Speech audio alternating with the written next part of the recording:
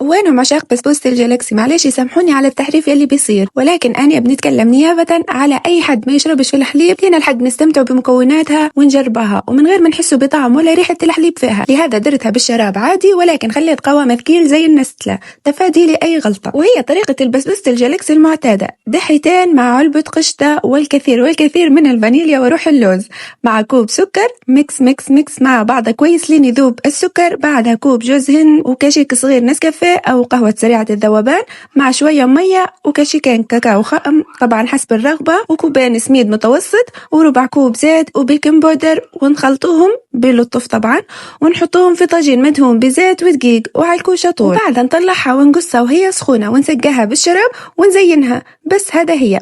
بس طلعت يعني حاجة مش بسبوسة الجلاكسي ومش بسبوسة الزمنية، هيك حاجة تشعر إنها سنيكرز وخلاص.